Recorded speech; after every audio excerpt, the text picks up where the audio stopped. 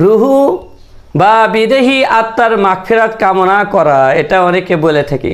মৃত্যু ব্যক্তির জন্য মাগফিরাতের দোয়ার ক্ষেত্রে মরহুমের রুহু কিংবা বিদেহী আত্মার মাগফিরাতে কামনা জাতীয় শব্দ ব্যবহারের প্রচলন আছে। তো মরহুমের জন্য মাগফিরাতের দোয়া করা এটি নেক আমল। তার মাগফিরাতের মরহুমের মাগফিরাতের জন্য দোয়া করা এটি একটি নেক আমল।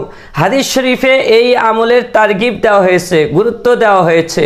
এই প্রসঙ্গে অনেক মাসনুন দোয়াও হাদিস শরীফে বর্ণিত হয়েছে। সুতরাং মরহুমের জন্য মাগফিরাতের দোয়া করা উচিত, কিন্তু বিষয়টিকে মরহুমের রুহু বা বেদেহী আত্মার সঙ্গে যুক্ত করার কি অর্থ?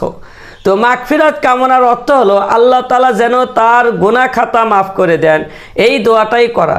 তো গুনাহ যেমন মানুষের অভ্যন্তরীণ নফস দ্বারাও হয়, তো তেমনি বাহ্যিক অঙ্গ প্রত্যঙ্গ দ্বারাও হয়। তো তেমনি আল্লাহ তাআলা না করুন দুনিয়ার এই সব গুনাহ খাতার জন্য যদি আখিরাতের আযাব ভোগ করতে হয়, তাহলে রুহু যেমন ভোগ করবে, তো তেমনি দেহ যে অবস্থায় থাকুক না কেন তাও ভোগ করবে। এটি হলো আহলে সুন্নাত ওয়াল জামাতের আকীদা। তো একইভাবে নিয়ামত, সুখ, শান্তিও দেহ আত্মা উভয়টাই ভোগ করবে। তাই দেহ বাদ দিয়ে শুধু রুহের জন্য মাগফিরাত প্রার্থনা কোনো অর্থই হয় না।